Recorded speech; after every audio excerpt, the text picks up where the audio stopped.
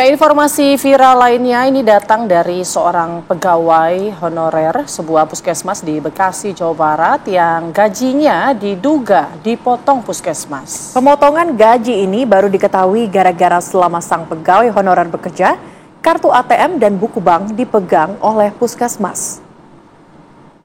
Warahmatullahi wabarakatuh. Perkenalkan, nama saya Muhammad Husin. Kerja di Puskesmas Tok Pucung sudah 21 tahun. Gaji saya menuntut hak saya, gaji saya 1.200.000, padahal gaji saya 3 juta. Ya, ATM saya dipegang sama orang Puskesmas. Ini datanya. Tolonglah Pak Dedi bantu saya masih ada anak sekolah, dia masih perlu biaya, saya orang susah. Tolonglah Pak Dedi yang terhormat. Husni sudah bekerja di Puskesmas Teluk Pucung, Bekasi Utara, Kota Bekasi sejak 2004. Namun karena usianya, ia pun diberhentikan baru-baru ini. Disitulah ia baru menerima kartu ATM dan buku tabungan yang mencatat upah yang diterima Husni dari Puskesmas Teluk Pucung. Dari situ pula lah Husni baru tahu kalau selama ini gajinya dipotong cukup besar. Dari upah 3 juta rupiah, ia hanya menerima 1,2 juta rupiah. Anak Husni menyebut gaji sang ayah diduga dipotong oknum di puskesmas sejak 2018 hingga 2025. Oh, itu sebenarnya inisiatif saya sendiri. Karena kan 2 bulan, udah 2 bulan itu bapak saya itu udah nggak nerima gaji, Bang. Jadi nggak nerima gaji, tapi ATM-nya masih dipegang sama pihak puskesmas. Nah, saya suruh bapak saya lah minta, kan udah nggak nerima gaji, kenapa ATM-nya masih dipegang gitu ya. Nah, dapatlah itu ATM. Saya lihat buku tabungannya itu 3 juta. Saya langsung janggal, langsunglah saya ke bank. Terus ke bank saya minta mutasi koran, barulah itu terungkap ternyata benar 3 juta gaji bapak. Tapi yang bapak terima itu cuma 1,2 gitu. Ada tangan mau lewatin amplop. Jadi penarikan selama penggajian itu lewat amplop. Jadi mereka yang narik gitu, Bang. Karena ATM-nya tuh di dia, PIN-nya mereka tahu kayak gitu.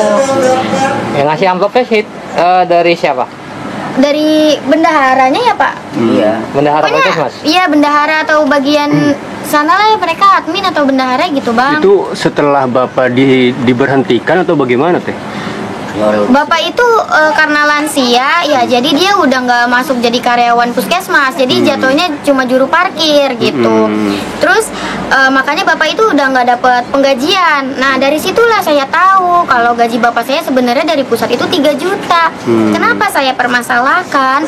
Karena di sini nggak ada omongan ke bapak, Pak Yasin gajinya sekian ya, tapi bapak saya kasihnya sekian. Itu nggak ada, kecuali ada omongan kayak gitu mungkin saya bisa, oh ternyata kayak gini gitu ya. Tapi nggak ada omongan kayak gitu, makanya saya ngerasa janggal. Saya cari tahu sendiri dan terungkapnya dari pusat 3 juta. Menurut Wali Kota Bekasi, kasus ini telah diselesaikan secara damai. Jadi itu zamannya bukan di zaman saya, gitu loh.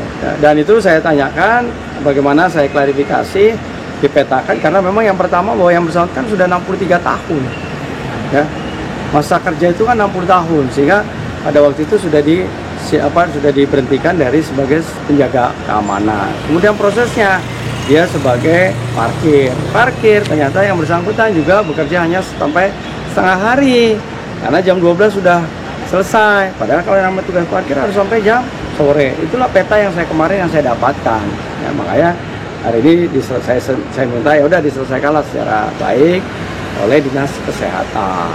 Dan alhamdulillah kan tadi difasilitasi oleh yang terhormat kan Pak Arif dan Pak Aswadudin. Jadi selesai. Makanya dengan saya juga selesainya adalah mendapatkan mungkin sama yang didapatkan beritanya dari video potong ya, yang menyatakan bahwa ya persoalan sudah selesai.